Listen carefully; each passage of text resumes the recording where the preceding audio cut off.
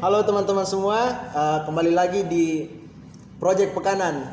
Jadi pada kesempatan kali ini kita akan mencakak-cakak di Cakak-cakak. berbincang-bincang sedikit bersama adik-adik kita. Sini ada Hadi, ada Arul dan Batiar. Dan saya juga ditemani oleh Kak Asran. Apa tema yang akan kita bahas di sini, Kak? Oh ya, jadi mungkin seperti ini untuk adik-adik semua ini, untuk tema pada malam hari ini mengenai kita sentuh di bidang pendidikan. Jadi kita tahu kan sekarang itu musimnya COVID-19. Jadi banyak istilah di masyarakat, di kalangan-kalangan siswa maupun mahasiswa itu istilahnya kuliah online atau belajar online. Nah itu, jadi itu kan kita ngulik kembali atau kita akan bahas seperti apa itu, bagaimana dampaknya untuk adik-adik ini tentang proses pembelajaran yang seperti ini. Jadi itu yang kita coba kembangkan pada kesempatan kali ini. Lebih ke sistemnya bagaimana ya, Kak?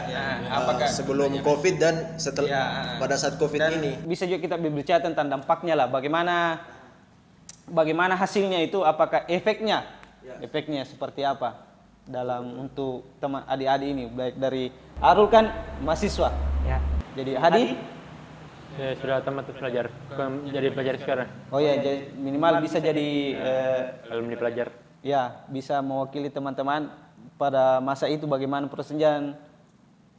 Masih pelajar. Oh masih pelajar ya, oke, bisa jadi di ketiga ini untuk adik-adik mungkin mewakili dari itu. Jadi mungkin dari kita menyentuh di bidang mahasiswa dulu kayaknya.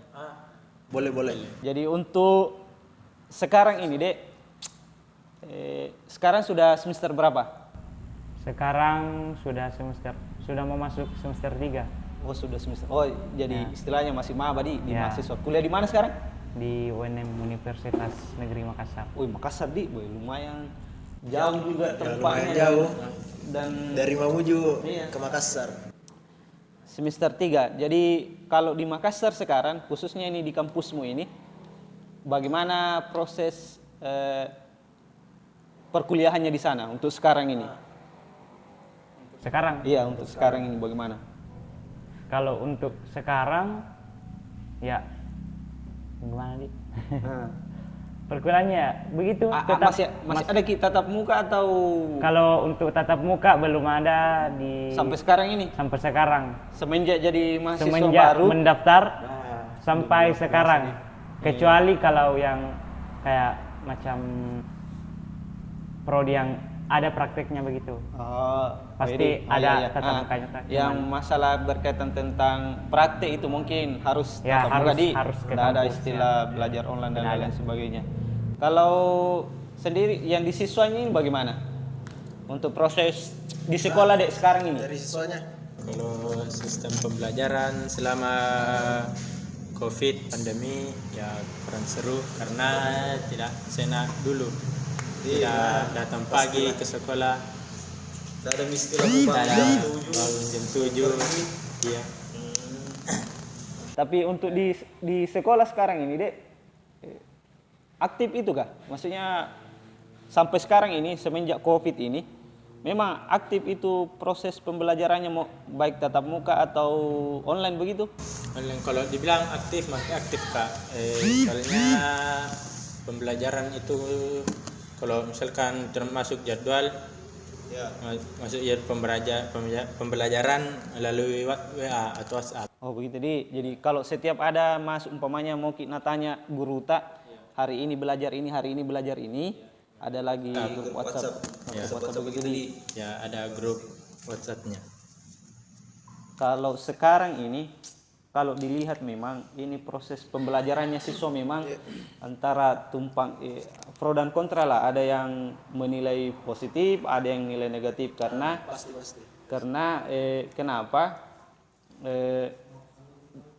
Pada kemarin-kemarin saja tatap muka saja untuk belajar siswa itu baik siswa maupun mahasiswa itu untuk memberikan pemahaman materi kepada siswa mahasiswa itu tidak mudah. Apalagi sekarang ini yang melalui HP saja itu melalui online saja, bagaimana itu rumitnya itu untuk menyampaikan materi. Nah, begitu. Tapi kalau dari siswa dan mahasiswa ini memang berubah atau dibilang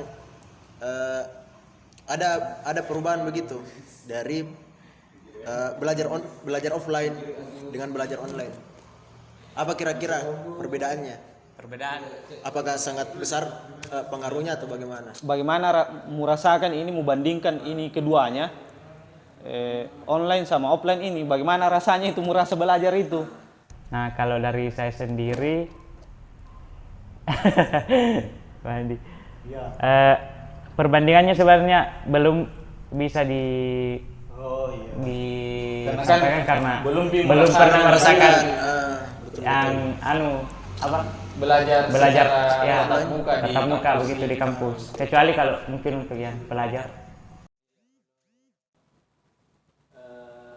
Tapi tunggu dulu, sekarang sudah kelas berapa di SMA? baru masuk kelas 2 SMA. Oh, berarti istilahnya masih maba juga di mau naik. Kelas 2 SMA. Iya, iya. Bagaimana itu Dek merasa pada saat itu belajar secara langsung ke ini, karena pasti merasakan itu sebelum Covid ini dan sesudah Covid ini, bagaimana merasa itu belajar langsung di sekolah sama belajar online begitu? Kalau maksudnya lebih seru itu kalau misalnya kita belajar offline, karena di situ kita bisa memberikan pendapat atau penjelasan yang lebih jelas kepada guru atau teman-teman dibanding online. Iya, dibanding online. Karena kalau misalkan di online menjelaskan guru itu dibaca jadi tidak masuk di telinga, jadi kurang paham gitu. Jadi biasa kalau belajar online. Oh, berarti begitu kita mau belajar online ini. Kau tatap muka dosen guru begini, membaca itu guru, jadi kau tinggal mendengar saya begini.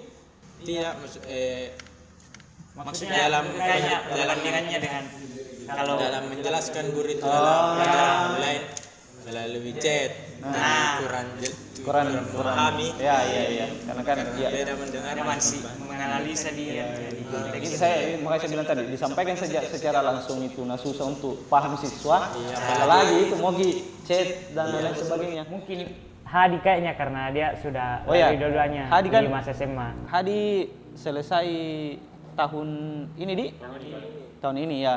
Kalau Hadi sendiri dari pengalamannya, karena kan sudah merasakan offline sama online Jadi kalau kau sendiri bagaimana dari pandanganmu ini tentang sistem seperti itu, yang online sama offline belajar di sekolah?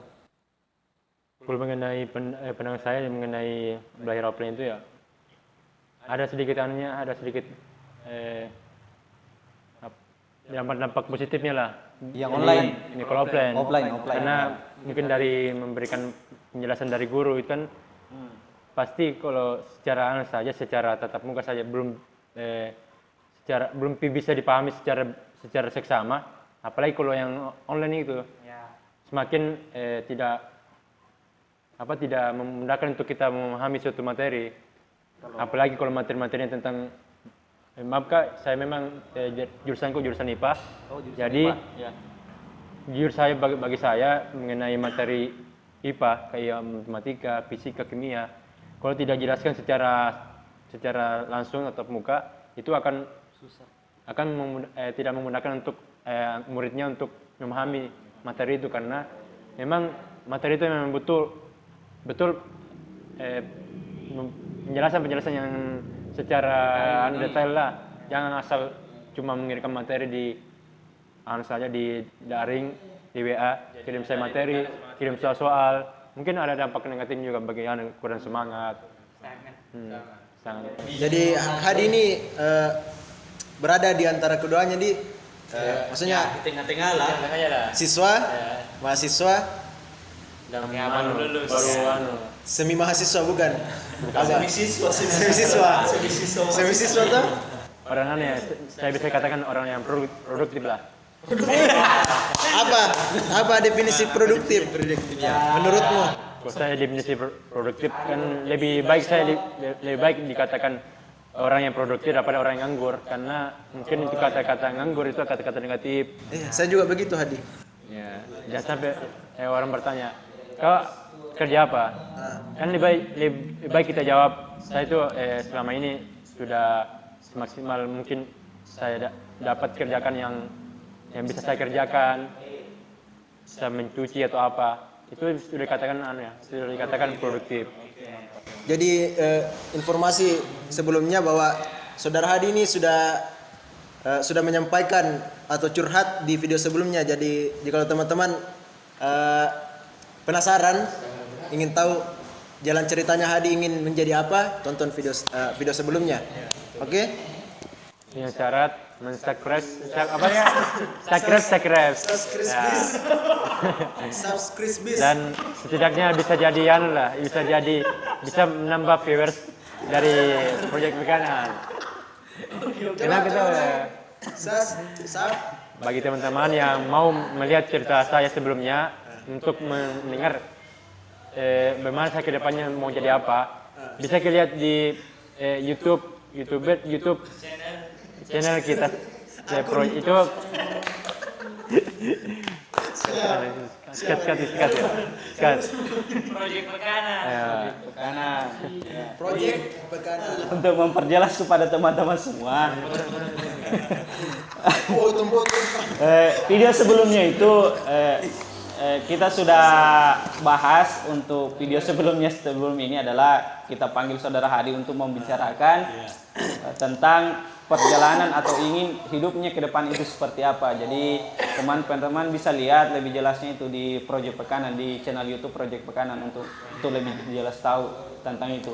Jadi mungkin lanjut lagi nih, Mas. Siap. Untuk sekarang ini deh, untuk kalian ini ada tidak kesulitan tersendiri yang merasakan itu selama ini belajar online begitu? Online ya. Ada tidak kesulitan itu merasa sampai saat ini yang merasakan? Kalau kesulitan ya pertama itu dari kendala jaringan biasa, signalnya. Mungkin kalau ke setiap rumah teman-teman itu mungkin tidak menyangkut jaringannya. Jadi memang betul tadi dikatakan Arul, pengaruh jaringan mungkin. Biasanya kalau mungkin Zoom baru kita yang murid yang tidak punya jaringan, misalnya tidak ada datanya. Dari situ tidak masuk, terus langsung alpha atau bagaimana? Langsung alpha biasa? Tapi tunggu begini deh, mungkin pertanyaan kemudian toh, untuk kalian ini, untuk baik itu siswa maupun mahasiswa ini, tidak ada toleransi apapun itu dari mahasiswanya atau dosennya atau gurunya. Kalau umpamanya persoalan itu yang muncul, maksudnya kan kayak dibilang tadi Hadi ini, di tempat teman-teman itu ya begitu nih, ada yang bagus jaringannya, ada yang tidak bagus jaringannya. Jadi bagaimana itu, tidak ada toleransinya itu gurunya masing-masing itu bagaimana itu? Toleransi dari saya sendiri tergantung dari dosennya. Oh itu deh, tapi ada yang memaklumi, ada yang tidak. Kalau dari saya, kalau misalkan toleransi masih ada. Kalau misalkan ada siswa yang kurang bagus jaringannya atau tidak memiliki data jaringan, bisa ditelepon atau di SMS ke gurunya atau ke wali kelasnya begitu. Oh, jadi memang ada solusi di alternatif kalau memang tidak bisa ikut di kelas online-nya itu nanti. Oh, bagus sih. Mungkin ya seperti itu, memang sampai saat ini memang ini sekali lagi saya bilang itu menjadi polemik tersendiri sebenarnya, karena itu tadi kayak di tempat ini di semua daerah itu tidak sama-sama semua jaringannya. Jadi kalau umpamanya ada yang bagus ada yang tidak, ya kayaknya tidak fair lah. Kalau umpamanya langsung mau dibilang alpha atau bagaimana karena persoalan jaringan itu kan sebenarnya tidak logis, tidak tidak enak lah untuk dirasa sebagai siswa ini dan pelajar ini. Karena memang jaringan di setiap wilayah beda-beda. Iya. Apalagi rumah-rumah yang di pelosok. Ya, khususnya teman-teman ini yang tinggal di agak di pelosok itu yang terjangkau dari jaringan itu memang susah memang Memang dalam situasi seperti ini. susah memang kalau di pelosok, orang-orang pelosok. Bagaimana rasanya tinggal di pelosok tadi? Kalau mengenai tinggal di pelosok mungkin saya belum pernah rasakan, jadi Tidak di pelosok, tahu Pak. Tidak di pelosok. mungkin kan kemarin mungkin kurang informasi lah. kurang anu Kak, kurang info Kak tentang kamu. Iya, betul. Mungkin dapat bagi cerita. Jadi mungkin begini lagi, karena sekarang itu karena untuk melalui tadi permasalahannya, kemudian untuk seterusnya ini Dek, bagaimana pendapat kalian itu kalau memang ini terus-menerus seperti ini? Bagaimana merasa itu kalau umpamanya toh sampai seterusnya ini mau begini terus keadaan ini? Kira-kira seperti apa itu? Setelah yang merasakan ini semua. Ya, kira-kira apa yang menjadi dampak di kemudian hari? Iya. Kalau dampak di kemudian hari, Pasti ya banyak dampak besarnya dia nanti. ya pasti banyak, cuman semacam online terus menerus, ya perlahan-lahan pasti orang akan mulai terbiasa tentunya. Pastilah berpengaruh sama pendidikan tuh, pendidikan Indonesia ke depannya. Ya mungkin dulunya itu ya banyak murid-murid yang cerdas karena langsung Tatap muka langsung. tatap muka langsung. Mungkin bagi saya mau jadi orang cerdas mungkin belum terbiasa lah, mungkin kebiasaan barunya lah, belum beralih ke kebiasaan baru. Mengenai menjadi orang cerdas itu tidak menentu, mau tatap muka mau online itu tergantung dari diri masing-masing kayaknya. Tapi memang beda Hadi kalau kita tatap muka langsung. Karena Cara interaksinya. kita tuh menyerap informasi kalau tatap langsung itu langsung kita dapatkan. Beda sama kita melihat di layar handphone kita masing-masing. Pasti mungkin ada yang tidak serius, bagaimana Kasran? Ya betul itu, karena saya juga berpikir meskipun sekarang memang kebanyakan orang-orang itu bilangnya mau belajar di media YouTube dan lain-lain sebagainya, itu kan pendidikan non formal. Kalau bisa kita bilang wajarnya kan sampai sekarang untuk dunia teknologi sekarang ini apa yang mau kita tahu tinggal buka Google, YouTube dan lain sebagainya itu kita tahu. Hanya kalau kita menyangkut tentang pendidikan formalnya, nah itu tadi ada tahap-tahap yang memang harus dilalui itu. Jadi kalau umpamanya ya sebenarnya juga bisa dibilang dari tergantung pribadi masing-masing teman-teman, tapi kan selama ini memang itu kalau untuk dunia pendidikan formal itu ya memang itu tatap muka dan lain-lain sebagainya itu kan sebagai interaksi sesama orang itu lebih mengena daripada interaksi lewat perantara, dalam artian media seperti HP dan lain sebagainya itu beda. Jadi itulah kenapa saya rasa ya memang ini perlu kita pikir bersama lah, dalam artian bagaimana teman-teman adik-adik ini untuk bisa mensiasati persoalan ini. Karena itu tadi ini menyangkut tentang apalagi Arul saya dengar tadi mulai dari maba ya. mendaftar itu sampai detik ini belum pernah merasakan yang namanya duduk di bangku kelas itu untuk menerima pengarahan dari dosen dia, belum pernah. Luar biasa itu. Apalagi sudah mau naik semester 3. Sudah mau 3. Berarti sudah 2 semester dilalui dengan proses seperti ini. Memang Pernah juga ketemu sama temannya. ya, Ada banyak hal yang dia lalui yang tidak dia dapatkan. Dan itu semua pengalaman Kak. bisa juga mungkin ini ada mungkin teman-temanmu ini Harul yang tidak mau tahu. Bilang ini teman kelasku, ini teman kelasku ini. Mungkin bersinggungan di jalan atau apa. Nah kalau bersinggungan ya kemungkinannya tidak, karena pertama itu beda wilayah. Mungkin dari sekian polemiknya tadi Dek, mungkin ini terakhir ini untuk harapan pun nanti ke depan itu seperti apa dengan situasi seperti sekarang ini, pembelajaran seperti sekarang ini, harapanmu itu bagaimana nanti untuk ke depannya?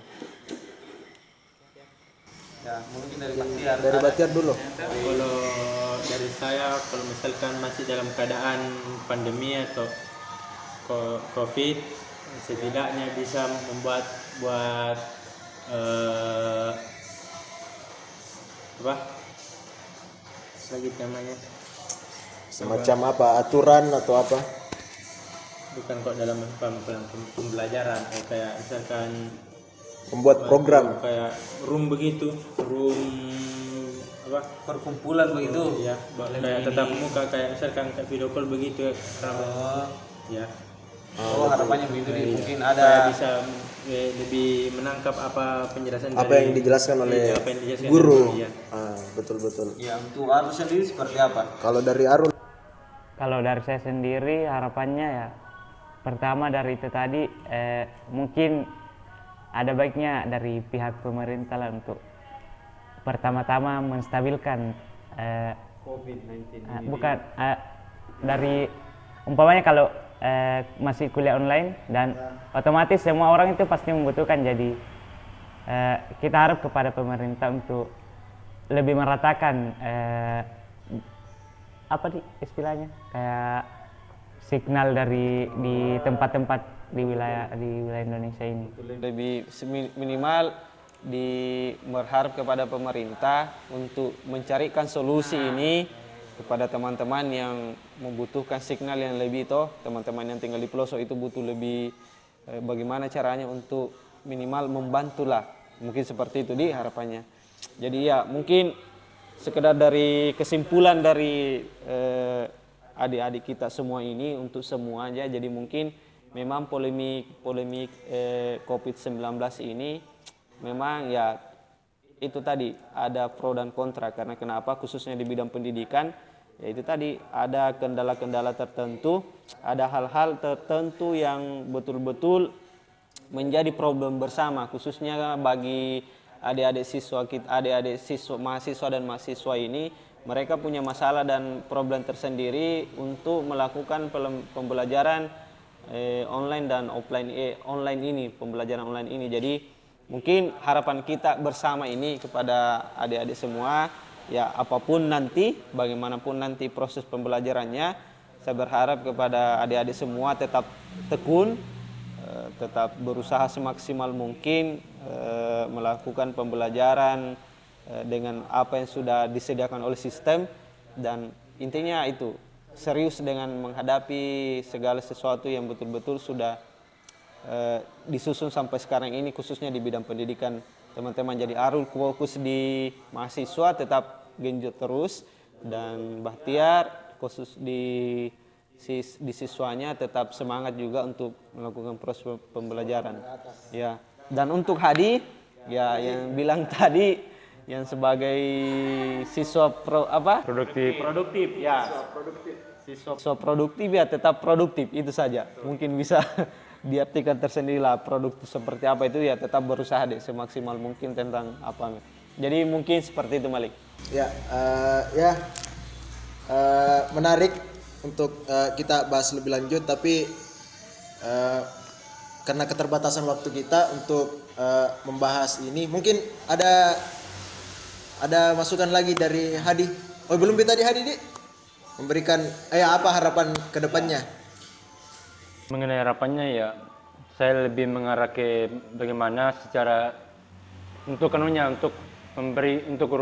untuk memberikan materi secara intensif lagi, secara lebih semaksimal lagi, supaya mudah-mudahan guru-guru ini bisa memberikan materi-materinya, bisa mengajarkan ke murid-muridnya bagaimana supaya muridnya ini semakin paham bagaimana materi yang diberikannya. Itu saja harapan saya untuk kedepannya. Tapi harapan saya ini untuk guru-guru di Indonesia, untuk mengenai belajar online begitu, dalam memberikan materi, mudah-mudahan para muridnya lebih paham gitu. Oh ya, minimal minimal kerjasama lah antara siswa dan murid, Dimaksimalkan secara seksama lagi lah. Jadi itu tadi pembahasan kita tentang apa kira-kira yang dirasakan oleh teman-teman kita yang siswa dan mahasiswa ini di saat belajar pada saat pandemi. Jadi ya harapan kita semua semoga pandemi ini cepat berlalu dan kita bisa sama-sama lagi sebelumnya yang siswa itu bisa tetap muka, begitupun mahasiswanya. Jadi itu ngobrol singkat kami pada pekan ini, dan tunggu video kami selanjutnya, dan jangan lupa subscribe, apalagi like dan komen. Oke, sekian teman-teman, dadah.